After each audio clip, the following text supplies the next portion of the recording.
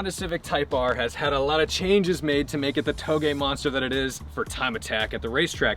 He's got lowering springs, brakes, we've got these BM spec splitters for aero. The thing is a monster, but one of the things that I really enjoy about this car is the new Acuity shifter, because it's something that you feel when you interact with the car constantly. Acuity Instruments parts are not foreign to this car because it's definitely had other Acuity products in it that bolted onto the stock assembly, but now it has a full like replacement assembly, and this thing is solid. So I want to take you out for a drive because normally short shift kits are a big bothersome thing to me. I don't like them. They're always too short, and it always feels like a contest to see who can have the shortest, and that's kind of a lame thing to do.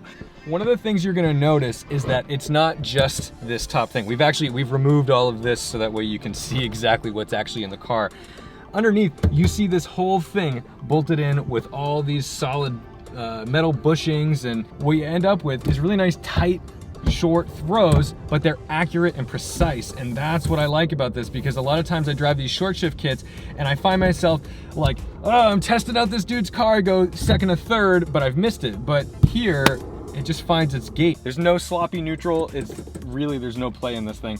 And if you can see, and I'm gonna roll some B-roll because it's kind of impossible to do this all at once, this is like a full assembly bolted into the car. So it's not just a replacement for, you know, your little shift knob and a couple linkages. That's the whole thing. What they also do is add a lot of adjustability. So if your shift is too long for your taste, or you find yourself like missing a gate, you can change the way it's set up. So it's very much adjustable to the individual.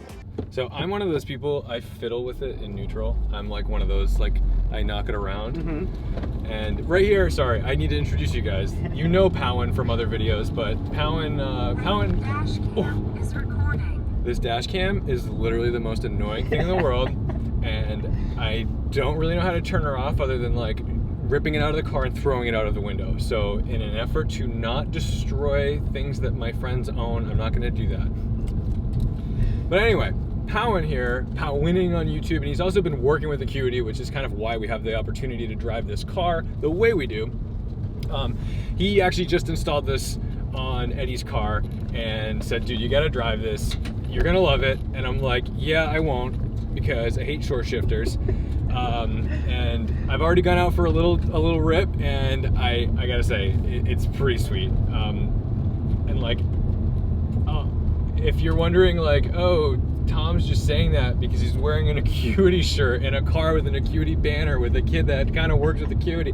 Like, I am the last person to blow smoke up someone's ass about a product, because all I'll do is I'll drive the car and I'll say, you sure you want me to make this video? You don't want me to make this video. But right now I'm pretty psyched because the Honda Civic Type R is a great car, and everything in the car feels solid except like some of the interfaces that I didn't really like. Like, I do think that this clutch could probably use like a stage 2 or stage 3 upgrade thing, because like, you know, the way Eddie drives this car is on track. He's kind of an animal with it. And the way I drive a car is in traffic most of the time. So if you're driving a manual car, you know that you're interacting with this guy quite a lot. And it's really important to have something that's like enjoyable to deal with. Now, I've driven the 10th gen Civic Si with Acuity parts on it, and while it was good, the problem was the Acuity shifter became the best thing on the car. And I thought that was a little bit lame because it felt so solid and awesome, but then you're driving a Civic Si and it's really not that solid and awesome. You have to like remind yourself. Yeah, so it was like I had this amazing, it was kind of like ordering like a really nice steak, but the best part of the meal was the mashed potatoes. And you're like, but dude, like, yeah, I appreciate those mashed potatoes. They are a very nice accoutrement to this meal, but I just didn't, I don't know, something about it. I was like, you know what, but what I can do is recommend this on a Civic Type R, because the Type R is a solid car. So in my Si, you've actually tried everything from the bolt-on parts to this full shifter as well in my car. Yeah, and again, like so full disclosure, it's his Si that I'm shitting on a little bit right now. But none taken. It's like, I didn't say no offense. You can take as much offense as you want. But like, I do think that the Si, like, that shifter is, and it could be like Well, an it's illusion. it is the same It's the shifter. same shifter. So the only thing that's different between the stock shifter assembly between the Type R and the Si and even the base model manual Civics, in my opinion, is just the throw. Right. Everything else feels the same. The Type R just has slightly shorter throws. Got it. And this is what I mean when I'm like, I'm one of those neutral guys, because like I want to do the thing where I'm like, oh, is it a hard neutral? But now I've got to like put like some force into it. Yep, Like, yep. That's the centering spring. I mean, the upgraded centering spring, I think, requires you to put in, I want to say like a little under twice the effort. Everyone's gonna get mad because I got my foot on the clutch. I'm taking it off. Relax. I love the internet for telling you how to drive a stick shift. Oh yeah, me too, dude. That's why I don't really go too deep into car mods nowadays, because I'm just like, you should do this, you should do that. And I'm like, I'm gonna do whatever the hell I want. And not to go too far off topic, but the last time we were recording in a car together, I think was in your BMW, and it did 1.3. No, actually, it's 2 More. million. It's 2 No, million it views is. now. That's great. Like I said before, the big woe that I have with all these short shift kits is that they're hard. You end up not finding the gear you want. Like, it's like you go through all this trouble to make this performance mod, to make this car feel like it's a special thing. And then what do you end up with? You end up with a car that you miss 2-3 shifts all the time. You look like an idiot when you're, let's see, having gentlemen's agreements on the streets with your friends. We don't race, of course not. Today we're not out here driving it on a racetrack or anything, but I wanted to give the impression that it's a comfortable shifter to get in. It's something that you're going to install and instantly fall in love with, and it's going to change the feel of the car. Unlike, like I'm telling you, a lot of short shift kits I get in, and the first thing I do is I panic, and I'm not sure if I'm in gear. I'm not sure if I'm in neutral when I come to a stop sign. Like, those are just annoyances that I don't want to deal with. I mean, granted, I'm also 31 at this point, and like some ridiculous short shift kit is just not... It's not something you would buy yourself or think about getting, you know? No, but like, for example, like, you know, I have the M3, and I don't really like the M3, the E92 manual gearbox, which is one of the reasons I bought the DCT. Mm-hmm. I think that something like this would go a long way, and I'm sure they exist. I'm sure you can buy like a CAE short shift kit for that, and I'm sure it's like unbelievably expensive, and it probably makes it better. But you know, it's one of those things where you get into a BMW like that, new, that car was like 65, 75 grand.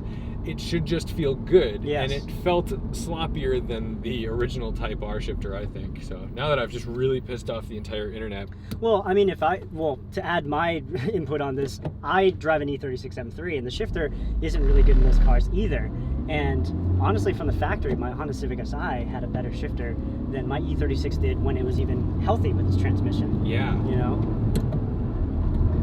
But with the Acuity upgrades, like, Russ and his team, basically, they do such a good job in not only shortening the throws, because like that's pretty much basically standard in every short shift kit is, oh, we're going to shorten throws and stuff like that. But Russ and his team of it's just Russ essentially. Yeah, that's the cool thing about this is that like we're talking about this like it's this big company. It's like it's a guy, and it's a guy who cares about the product he's making. Yeah. And he kind of has to, because it's just him. Yes. So it's not like if it fails, everyone's gonna look at him and be like, we know who you are.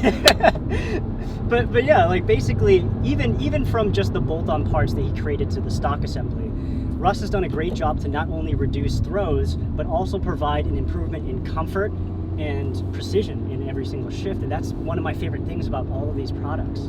So tell me about the adjustability, because like I'm probably not the guy who's going to install this and then just go be like, oh, it does a little bit of this. Like, is it a pain to adjust this? Is this like a nightmare? No. I mean, the only two adjustments, if you have the center console bolted back together, that's going to be a pain to adjust because you have to remove it, are the throw and the gate spacing adjustments. Okay. But especially how we have it now with this partial center console delete. Again, I'm going to cover that in my video. But we set it up so that all these adjustments are pretty much, you just loosen the adjustment, move it to where you want, tighten it down to torque specs that's literally etched in on the side of the part. Sure. But basically, the adjustments are 4 different things. You have a height adjustment, position adjustment to get the shift knob a little bit further, a little bit closer to you if you'd like.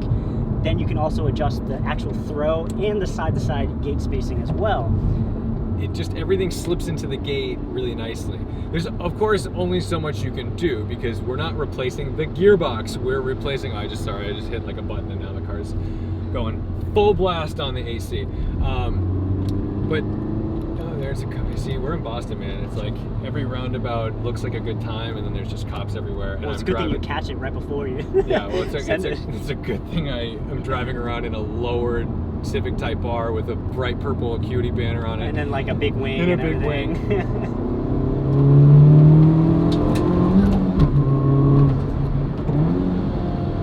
See, this is a great little car.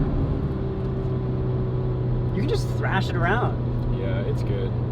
It's really good. Is this a U-turn area? No. I mean, it could be. It could be. For other cars, it could be. For a car this low, probably not.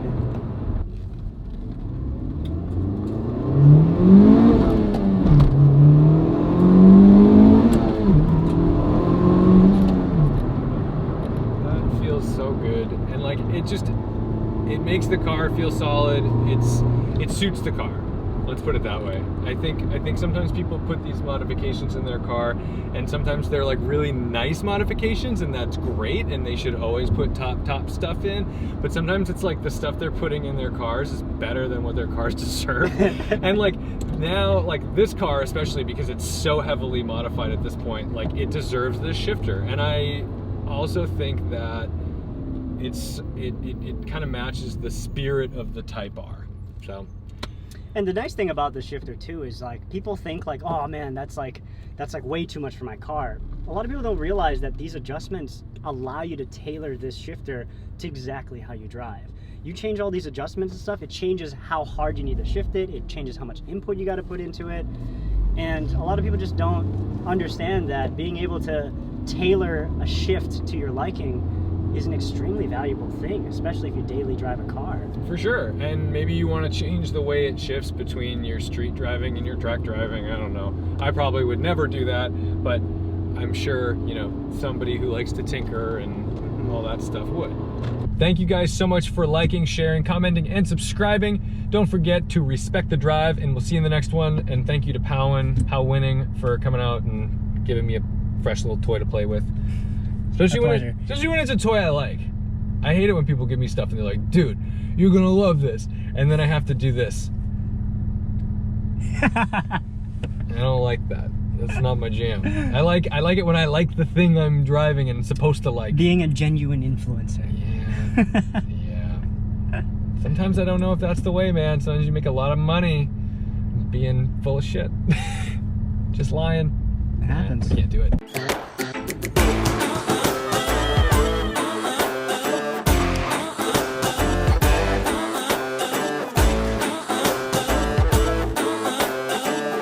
I have to call attention to something next to us. There's a guy next to us flossing, and I don't mean like he's flaunting his expensive baller stuff. I mean, he's literally flossing. Oh my God.